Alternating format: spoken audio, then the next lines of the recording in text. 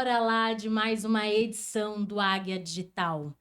A gente está começando o ano, agora, janeiro, primeiro podcast do ano, e nada mais, nada menos do que hoje uma mesa aqui composta do Águia Digital, de grandes águias dentro do mundo offline e também dentro do digital. Então, hoje a gente tem aqui um convidado surpresa que eu tenho grande prazer em trazer, que é o senhor Ângelo Vicente, aqui, o pai da Nani Vicente, né? Aqui seu Ângelo, aqui o Fernando também. Olá. Gente, ó, pra gente começar, já que eu estou aqui com o seu Ângelo, né, com o seu Vicente, a gente chama ele de Vicente. Eu sou a Nani Vicente e ele é o seu Vicente, tá? Já que pra gente não perder o costume, que é uma tradição sempre que a gente tá junto com o pai, é fazer uma breve oração, né? Pra gente abençoar aqui esse podcast, pra gente ter uma manhã, assim, bem tranquila, Abençoada. né? Abençoada, isso mesmo. Vai lá, a palavra aí com o seu Vicente. Vamos então falar com o nosso Deus, né? E agradecer. Senhor, nosso Deus e nosso Pai, em nome de Jesus nós oramos e nós te agradecemos por essa noite que passamos, por essa linda manhã e por agora estar aqui nesse estúdio, Deus, com a Érica, ao comando das câmeras, com a minha filha Elaine, também aqui com meu genro também. Senhor, meu Deus, continua dando a tua graça a todos nós, Pai. Que possa ser um momento de paz e de amor, e de muita fraternidade, e que nós todos tenhamos a visão da águia, Senhor, para que nós possamos voar alto e assim estar nas melhores alturas com o nosso Deus. Em nome de Jesus nós oramos e nós te agradecemos. Amém, Senhor. Amém. E aí, seu Vicente, me conta, o que trouxe o senhor aqui hoje nesse podcast? O que trouxe aqui o senhor? Como é que foi aqui chegar? De onde o senhor veio hoje? Eu estou vindo de Palhoça, né? De Palhoça, mas até chegar a Palhoça Eu foi estou uma vindo- longa viagem, né? Sim. Você falou hoje, né? É. Mas eu estou vindo do Mato Grosso do Sul, precisamente da cidade de Dourados, a 120 quilômetros do Paraguai, né? Eu moro na fronteira, na região de fronteira, mas, na verdade, com todo orgulho e prazer, eu sou também um manezinho também, né? Manezinho da ilha. Nascido aqui, criado aqui, mas devido à minha profissão de militar, então percorri praticamente todo o Brasil de norte a sul e agora eu tirei esses dias aí para passar com meu filho também, que é militar também, viemos aqui para passar uns dias em Floripa, matar saudade e assim também rever os parentes e amigos, né? E no caminho a gente já vindo, né, pai? A gente até chegar aqui no estúdio no Bananecos, a gente passou aqui pela UFSC, passou por esse, né? E veio as lembranças, né? lembranças. Aqui eu estou vendo aqui, via a igrejinha aqui na Trindade, né? E aqui foi onde eu fiz a primeira comunhão. Então tem aquela lembrança de menino de todos os sábados, né, Elaine? Vindo fazer o treinamento para a primeira comunhão. Então foi gratificante, né? E saber também que como está o progresso, né? A avançada cidade aqui, o bairro aqui também, né? Florianópolis cresceu muito, né? Florianópolis. Eu sempre falo de referências de Florianópolis, né? Para muitos lugares onde eu passo, né?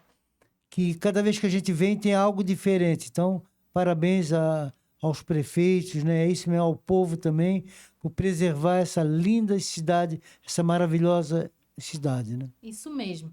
E hoje, seu Vicente, trouxe uma palavra aqui pra gente. Eu sei que o senhor tá aí. O que o senhor tem? O que é isso aí na sua mão? O que é? Eu tô vendo aqui um livro, tô vendo aqui uma anotação. O que é isso tudo? O livro para mim, o livro, né, Marilene?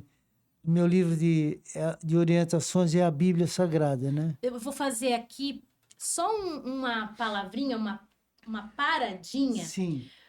Para explicar aqui uma coisa, que muita gente não me conhece por Elaine. Nem sabe que meu nome é Elaine. Tem gente que acha que meu nome de batismo, que na minha certidão de nascimento é Nani.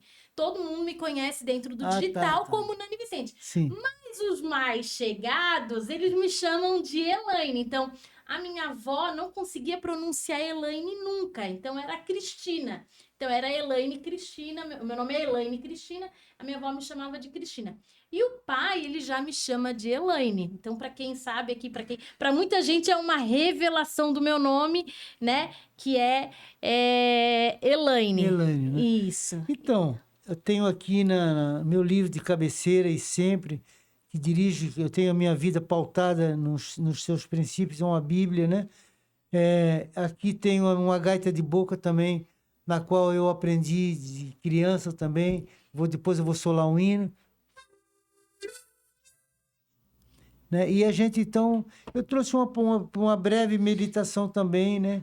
Sobre Moisés, quando Deus deu a instrução para ele, né? Para passar ao povo das bênçãos e das maldições. Hoje é muito comum, Elaine, a gente encontrar pessoas que estão vivendo abaixo daquilo que deveriam estar.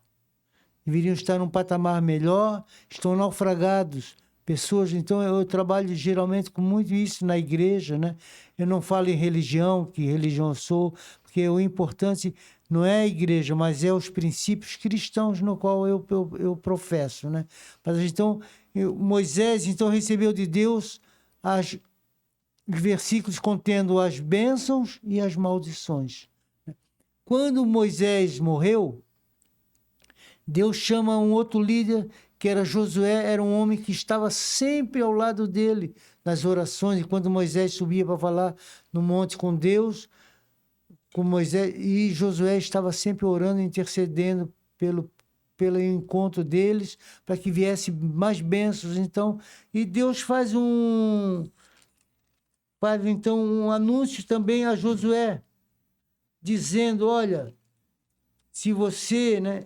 Porque muitas pessoas hoje, como eu falei, e até tem tudo a ver com a tua palestra, com a tua palavra, com a águia, né? A águia é um símbolo de uma ave que só anda nas alturas, né? Ninguém persegue ela, não é perseguida por ninguém, e ela, quando está, né, ali se sentindo abatida, ela vai ali, o bico, né? Ela faz um polimento no bico, ali, então ela tem um ar muito especial. Mas que eu quero falando em Josué, no versículo 1, Deus diz para Josué, Deus falou ao assistente de Josué, chamado Josué, agora o meu servo Moisés está morto, você será o novo líder de Israel, prepara-te. Interessante, você que é um empreendedor, uma pessoa que trabalha com marketing, qualquer pessoa que quer ser bem-sucedida, a primeira coisa que a gente vê, prepara-te. A preparação, né? A prosperidade está ligada à preparação. É o próprio Deus que... mas como é que vai saber se a Bíblia é um livro escrito por homens? Sim, por homens, mas diz a Bíblia, explica que é homem santo. Se você colocar... A própria Bíblia pede para você colocar em prática a palavra para saber se é de homem ou se é de Deus. Uhum. Então, se você colocar em prática, você vai ver, opa, isso aí é sobrenatural. Uhum. Precisamos sentir o sobrenatural. Qualquer pessoa, até no empreendedor, né? Ele passa aquele momento de desconfiança, de fazer um bom negócio, será que vai dar certo e tal? Mas quando ele se carrega do positivismo, né? Principalmente da presença de Deus, ele vai ver que acontece. Então, opa, é de Deus. Sabe que uma coisa que eu levo muito em consideração, sempre que eu tenho que tomar uma decisão, e ela é uma decisão que vai depender mais de mim, ou que vai ter, né? É uma decisão mais difícil de ser tomada. Sim. Eu sempre converso com Deus. Eu digo para Deus, eu nunca gosto de tomar uma decisão já de imediato. Primeiro eu gosto de refletir. As minhas decisões são pautadas em reflexões. Primeiro eu reflito muito para depois eu tomar uma decisão. E eu sempre gosto de conversar com Deus. E eu digo às vezes assim, até converso com Deus e digo assim para Deus, Senhor, o que tiver que ser, o que tiver que acontecer, por favor, me revela, me mostra os teus sinais, me mostra como que eu posso entender que esse é um bom negócio, que eu realmente estou no caminho certo e que essa é a decisão mais acertada de eu tomar. E aí as coisas... Deu um sinal, né? Dá o sinal. E assim, é muito interessante que Deus mostra realmente quais são os caminhos que eu devo seguir, sabe? Tudo que eu tenho tomado há algum tempo já dentro da minha vida é pautado realmente em algumas conversas que eu tenho tido com Deus. Assim, Senhor, será que eu devo realmente fazer isso? Será... Eu vou contar aqui bem rápido, que foi a passagem da escola. Durante 20 anos eu fui dona de escola. Durante 20 anos eu fui gestora educacional de uma escola. E eu já estava na educação há 27 anos. É muito tempo. É uma vida dentro da educação. Toda a sua formação estava... Toda a minha formação, pós-graduação, mestrado, graduação, toda para a área educacional. E veio a pandemia. E eu, aquele medo de... naufragar, vamos dizer Exato. assim, de sentir naufragado. Né? Exato, de não dar certo. Não dá certo. E, né, com a pandemia, um dos setores que foram mais atingidos foram os eventos, que não poderia ter eventos, e as crianças não podiam ir para a escola.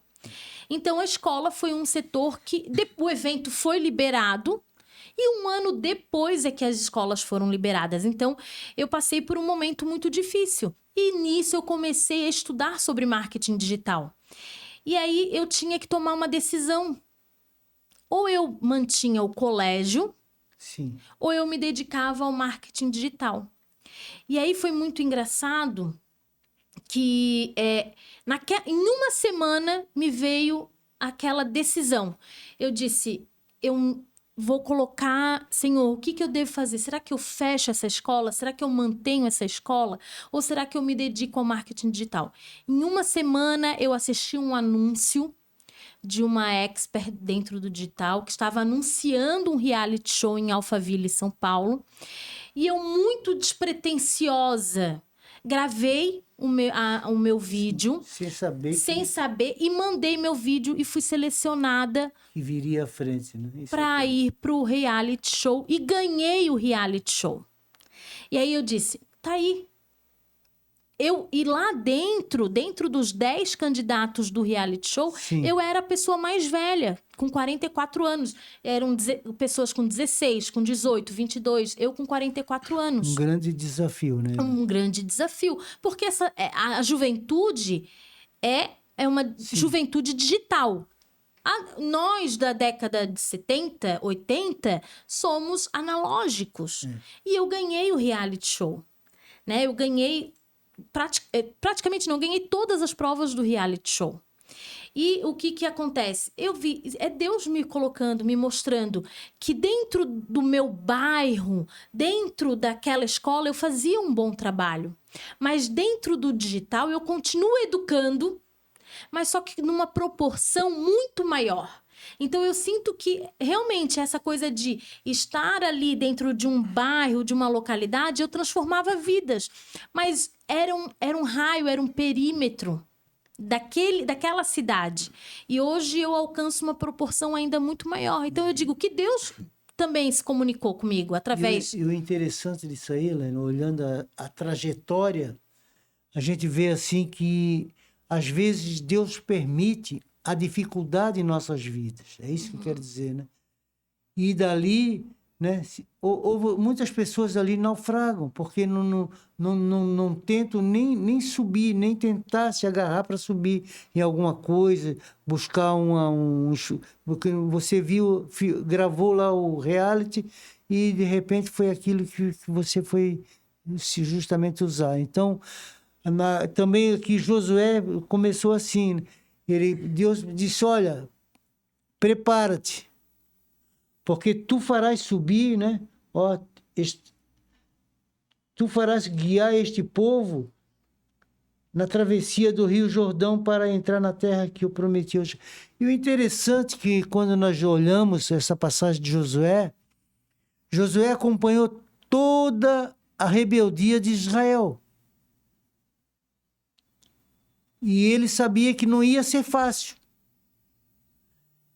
E Deus fala para ele no versículo 6, seja forte e corajoso. Você que está querendo empreender, talvez está assistindo, alguma coisa está na sua mente, no seu coração, diante de você, talvez uma mudança. Então, primeira coisa, precisa estar sintonizado com Deus. 2, preparação. 3, seja forte e corajoso. Tem uma música que diz, né? Seja forte e corajoso. Então, assim, realmente, a gente, para empreender e para andar, né? Eu digo que para fazer tudo que a gente faz na vida, seja relacionamento, seja assumir compromissos, a gente precisa ser forte. E a gente precisa ter coragem. Coragem. Que às vezes a pessoa se sente forte, mas no passo da coragem ela volta atrás. Exato. Volta a ser fraco. E muitas pessoas, muita gente, ela se sente forte, mas quando ela tem que colocar para fora, ela tem medo do julgamento dos outros.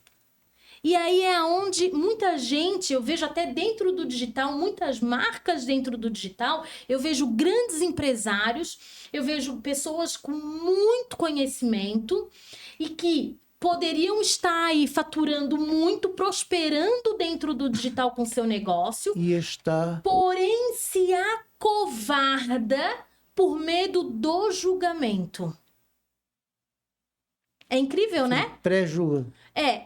Eu vou ser blogueiro, eu vou ser chamado de blogueiro, eu posso errar, e quando eu erro, eu ganho uma proporção ainda maior, porque os holofotes vão estar virados para mim, né? É como nós aqui. O que vão pensar de mim? O que vão achar de mim? Exatamente. Minha reputação, eu tenho já nome, não sei o quê. Exato. Né? Então, e às vezes essa mudança realmente, né? Coloca em dúvida, em xeque-mate, pessoas acreditam, pessoas não acreditam em você. E você vai caminhando devagarinho, né? Chega lá. E interessante, até nessa passagem aqui, agora eu me veio à mente de uma cena. Ser forte e valente. Forte, corajoso. Às vezes a pessoa tem coragem, mas não é valente. Eu estava num certo país, fora do Brasil, e eu entrei numa lanchonete. E entrei, tinha um soldado daquele país, um jovem ainda, com um fuzil, um mosquetão nas costas. E chegou um cara de quase 1,80 m e pegou uma lata de cerveja e bateu na mesa assim, e aquele espalhou e molhou o braço do soldado. Eu nunca vi uma resposta tão imediata. Aquele soldado deu um cutucão. Um cutucão na latinha, que a latinha saiu voando, procurando lugar para cair. E o cara ficou diante daquele, como gigante. Eu digo, rapaz, que soldado valente, hein? Eu fiquei pensando. Então, precisa, às vezes, nós precisamos de valentia também para vencer o gigante. Foi o caso de Davi, botando... Mas eu também vi agora, quando eu vi Valente, aquele soldado, isso foi na década de 80 que aconteceu isso. Até hoje não me sai da mente aquela cena do cara batendo com a latinha, o soldado dando uma abraçada na latinha, a latinha saiu voando, molhando o dono dela, o cara de quase 1,80 m e o menino com baixinho, então, mas a coragem valente. Então isso é muito importante. Você que está empreendendo, você... coloque, né, seja... Primeira coisa que não adianta ser forte, primeira coisa, a presença de Deus na vida. Não é religião, precisa de Deus, de conhecer melhor a Deus. 2, né, prepara-se. Faz uma preparação, não precisa... Tem gente que diz, é que nem a história de casar. Não posso casar ainda porque eu tô... Se você esperar ter uma casa, construir e fazer não sei o quê, ter né, às vezes você nunca vai casar. Você tem que casar, todos nós, quando casamos, a maioria das pessoas humildes, paga aluguel, faz isso, a dificuldade, mas depois vai se tornando bem, né? É isso mesmo. Então precisa de tomar decisões. Tá, então número 1, a gente precisa de Deus, né? Número 2... Preparação. 3, seja forte. 4, corajoso. E o 5º, ser valente. É isso aí. E aí, e olha só a promessa de Deus, Elaine. E ele diz assim, né? Você terá sucesso como líder do meu povo e vai conquistar a terra que prometi a seus antepassados. Na verdade, eles conquistaram 7 nações que moravam naquela região. Foi uma conquista tremenda. E ele diz, né, que a terra que prometi. E ele diz aqui, se você quer ter sucesso em tudo que vai fazer, seja obediente a todos os pontos da lei que meu servo Moisés te passou. Eu falei que no início, Deuteronômio é o 5º livro da Bíblia, capítulo 28, versículo de 1 a 14, tem as bênçãos. Do versículo 15 em diante, tem as maldições. Você escolhe. Ontem eu conversei com uma pessoa, estava comentando isso, né? As pessoas precisam buscar a bênção de Deus. Ontem, quando eu vi o meu bisnetinho, né? Te lembra lá que eu falei? Fiquei até emocionado. Porque presencialmente, eu nunca tinha liberado, né, uma bênção a ele. Eu falei, quando eu botei a mão na cabecinha dele, eu falei, Deus te abençoe, meu bisnetinho. E a todos os meus netos, filhos e tudo. A gente ora à distância, mas a bênção, né? E vai fazer obediente sem se desviar para a direita e nem para a esquerda. Nós temos que ter uma linha reta e não se desviar. Tem gente que na primeira dificuldade se desvia, ou para a esquerda ou para a direita. Não, tem que ter o foco. O teu trabalho é foco. Sim. Nós estamos diante... A águia é foco. Nós estamos diante aqui, o Eric está nos produzindo aqui, o foco, olha só, se nós não tivesse tudo isso menos o trabalho do Eric, o foco dele, né? Do empreendimento aqui, da logística que está tendo. Então, precisamos. E ele diz assim, ó, com certeza, só assim você prosperará e terá sucesso, né? E diga e repite, seja forte e corajoso. Nada de desânimo e não fique com medo. Lembre-se bem, o Senhor, seu Deus, estará com você onde você estiver. Então, não fique com medo. Medo, às vezes... O que aconteceu com ontem a meditação que nós lemos lá de Pedro, né?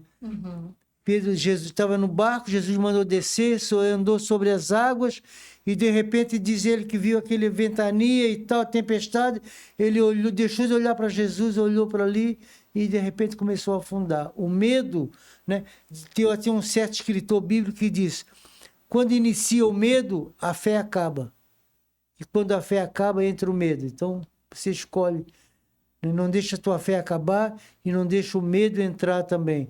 Então, é ideal você estar sempre focado, ter aquele princípio, né, de meditar na palavra, de confiar, de orar, de buscar. Aí você pode me dizer, Vicente, mas tem tantas pessoas que são bem-sucedidas e não creem em Deus. Não tem problema. Eu conheço muitos irmãos também que vivem numa vida de pobreza. Paulo disse, sei ter abundância e sei ter a pobreza. Sei ter abundância e passar fome. Então, mas qual era o foco principal da nossa vida terrena? Tudo isso aqui passa, tudo isso aqui fica. O foco da nossa vida, como diz o pastor Renato, vou lembrar aqui, é um pastor, psicólogo, juiz de paz, e ele diz, a coisa mais importante na vida de um homem é a salvação da alma. 2, a saúde. Uma pessoa com salvação e saúde, temos que, como nós falamos hoje de manhã, agradecer a Deus, ser mais grato, ter até o hino 370, mais grato a ti, né? Gratidão. Então, a pessoa que é empreendedora, que tem ali o seu foco, seus objetivos, ela vai ter realmente agradecer. E quando vier a dificuldade, aí é com Deus. Tem coisas que é nós que fazemos. Jesus, quando chegou diante de Lázaro, se fosse muitas igrejas hoje, muitos pastores hoje, iam fazer um teatro ali. Eu vou fazer subir, a pedra vai subir. E Jesus podia ter feito tudo isso. Drama, né? Mas Jesus não fez. Ele disse, olha, retira a pedra. para lá. Então, tem coisas que é nós que temos que fazer, né? E tem coisas que é Jesus. Sim. Da vida era para ele. Agora, retirar a pedra é para nós. Então, isso quer dizer o quê? São as coisas da vida. Não só sentar e esperar, né? Esperar. Não só sentar e esperar. Jesus podia ter feito tudo isso, né? Tirado, até a pedra podia subir 10 metros de altura, descer 10 metros, ir para lá. E Jesus podia brincar até com isso se quisesse, porque ele é o dono da vida. Mas ele não. Ele disse, olha, retirai a pedra. Depois desata ele. Então tem umas coisas que... Quantas pedras a gente tem na nossa vida, né? E muitas vezes a gente não sabe como retirar essas pedras, né? Você não vê a história da própria tua escola? Quantas vezes eu fui lá e vi uma escola bem montada? Cada vez que eu vim aqui na sua casa, a escola estava mais empreendimento, com mais crianças, com mais alto nível de escola, né? Graus de escolaridade. E depois parece que Deus... Aí você pensa, poxa, mas né, se você se queixar, você vai dizer, meu Deus, agora será que eu estou amaldiçoada porque veio isso? Porque veio a pandemia? A pandemia, né, trouxe muitos ensinamentos, está trazendo ainda até hoje para nós. Eu também tive também, né? Mas... Poderia ter sentado e chorado. Mas não, eu busquei outras alternativas, né? Você poderia estar chorando até hoje, até né? Hoje. Lamentando. Não deveria nem estar aqui, né? É verdade. Né? E você está aqui por uma questão de princípios. De pegar uma pedra. É que, na realidade, eu peguei aquela pedra, eu piquei aquela pedra e utilizei ela como degraus para subir onde eu estou hoje. Diz até um outro livro também que eu já li, diz assim, que as muitas pedras que jogam nos obreiros ou em alguém que serve a Deus, né? De tantas pedras que tem, ele construiu uma própria igreja para ele das pedras. Né? Então você pode construir o seu castelo de pedras. A gente não vê nas encostas aqui, tem muito também na lagoa ali, né, que dá daquela descida. Quantas casas que são... A gente vê muito isso na Grécia também, na Europa, ali, em alguns lugares ali. As casas são a própria rocha natural, né? Exato. Então, meu amigo, não pense que a pedra que vai te fazer tropeçar. Ou parar. Ela pode ser utilizada para te fortalecer, né? Para ser o teu reduto. Daquele livro que eu li também, que um grupo de missionários, eu subi o rio Amazonas, eu estava numa missão militar a 1.100 quilômetros acima de Manaus, na fronteira com a Colômbia e Venezuela. E nós pegávamos o barquinho da igreja e nós subíamos, fazíamos um trabalho evangelístico, e nós passávamos cada redemoinho que a gente fechava o olho, né, de medo das pedras e tudo mais. Alguém disse assim, né? Olha, quando certo, não foi comigo, foi com outra pessoa, disse que um testemunho, né? Que a canoazinha o barquinho ficou perto de uma grande pedra e uma das pessoas disse, olha, vamos orar, né? Para Deus tirar essa pedra. O outro missionário cheio de fé disse, não, a minha oração é que Deus encha o rio de mais águas para que cubra as pedras para nós passar por cima dela. Então foi o que foi. Qual é mais fácil para Deus? Tirar uma enorme pedra do rio ou fazer subir as águas? Subir as águas. Então, na minha e na sua vida, devemos sempre olhar, Elaine, e ver o que precisa. De repente, uma coisinha de nada. Um ajuste. Né? De você fazer, rever, de repente pedir uma opinião. É como diz assim, toda pessoa bem-sucedida, todas, ela tem um conselheiro. Um mentor. Pode ser, né? Eu no quartel lá tinha um capitão que me dizia que eu era o guru do esquadrão dele, né? Tinha 200 pessoas que diziam, Vicente, você é o meu guru. Eu digo, não, guru, esse negócio de guru é outra coisa. Eu sou um ancião, né? A Bíblia fala... Hoje no marketing a gente tem alguns gurus dentro do marketing. Sim, eu sei a palavra mais moderna, né? Para guru. Mas guru é mais assim no sentido esotérico e tal. Então eu digo, eu sou ancião. Ele tinha uma palavra, então isso é muito importante, né? Então, poder ver os presidentes dos Estados Unidos, a maioria deles todos têm os seus bons conselheiros. Billy Graham foi o conselheiro da maioria dos presidentes, né? Eu gosto muito de ler Billy Graham, um pastor da Igreja Batista, né? E assim vai toda pessoa. Então, talvez você esteja com um projeto, talvez até primeira coisa que para não falhar, às vezes você tem que até... olha só, faz uma anotaçãozinha, escreva para Deus. Tem um livro, se você quiser um livro muito bom para te ajudar nisso aí, leia então A Quarta Dimensão. Procure digitalmente. Eu até tenho esse livro digitalmente. A Quarta Dimensão, de Paul Yong-Soo, um coreano do sul que escreveu, né? Ele diz, então, o que é que você quer? Aí anota. Né? Até tem a história do Jeep, né? O camarada disse, pastor, eu quero um Jeep. Aí ele falou, um Jeep tá... Você não quer detalhar? Não, eu quero um Jeep. Deus já sabe que... Aí o vizinho dele... Um americano mudou-se, ia mudar para os Estados Unidos e tinha um cachorro sobrando lá. Ele falou, vou deixar com o meu vizinho. Já dá pra... Aí ele falou, vizinho, o cachorrinho está pequeno ainda, tal, como a gente tem uma grande amizade, eu não quero levar para os Estados Unidos esse cachorro, vai dar muito transtorno. Eu quero deixar ele com você de presente. Ele falou, qual é o nome dele? Jeep. Seja específico a hora que você pede, né? É. E esse livro da Quarta Dimensão, até a escrivaninha, como é que você quer ser grande, moreno, não sei o quê, com tal, gaveta, tal. E você tem que visualizar isso para Deus transformar, né? A gente chama isso, muito dentro do digital, do quadro dos sonhos. A gente especifica dentro do quadro dos sonhos o que a gente quer. E aí, parece que quanto mais a gente mentaliza, quanto mais a gente foca, mais atrai, né? As coisas acontecem. Então, tem que mentalizar aqui. Uma outra cena desse mesmo livro, desse mesmo pastor, foi uma moça que ele tinha, uma moça que não era tão das mais bonitas dentro do grupo, mas chegou para o pastor e disse, pastor, eu quero arrumar um marido.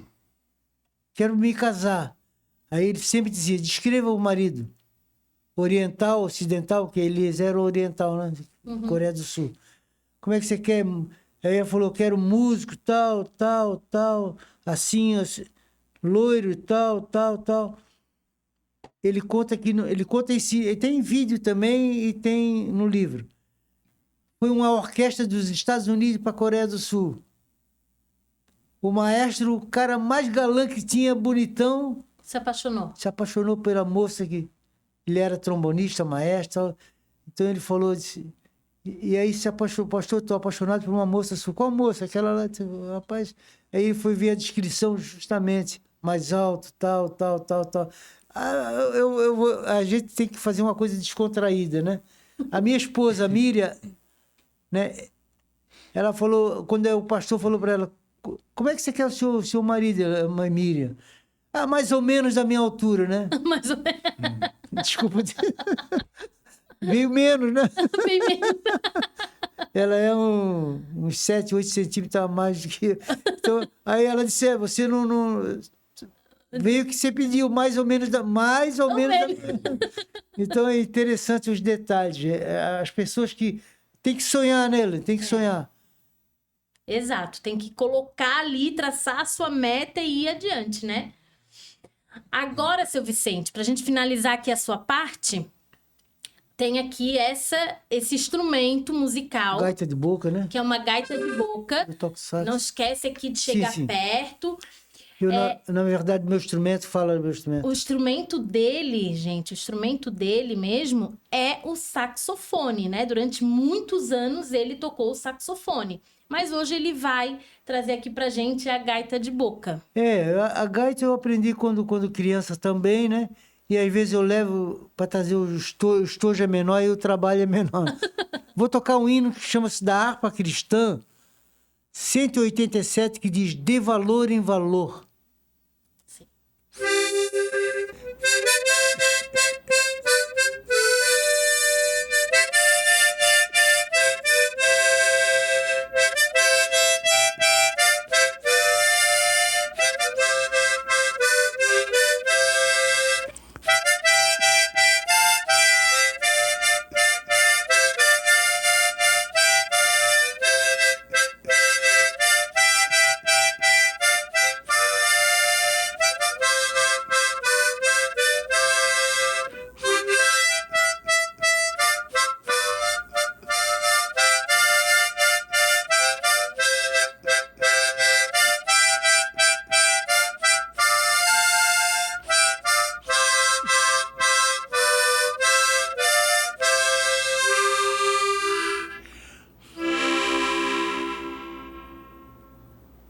Muito bem! Então, seu Vicente, muito obrigada pela Como se sua diz em espanhol, participação. muitas graças. Muitas graças pela sua participação hoje, né? Foi um prazer ter aqui com a gente. E aí as pessoas acabam conhecendo um pouquinho mais da nossa história também, né? De como que, da onde que veio, como que funciona, tá? Muito obrigada aí pela sua participação. Eu espero que correspondi tudo aquilo. Muito bem. Porque diante das câmeras é outra coisa, né? É, Então, mas é normal para todo mundo. Mas eu me senti em casa. Muito obrigado ao Eric por todo o suporte que nos deu ali também, né? A Elaine, minha primogênita também. Mando também um beijo pro Ângelo, para Marina, meus netos e bisnetos, para minha esposa que está lá no Mato Grosso do Sul. Ela não pôde vir por causa da faculdade e tudo. A Miriam, né? Um beijão para ela. E um beijão para o Matheus também. Isso aí. Então tá, obrigada, gente!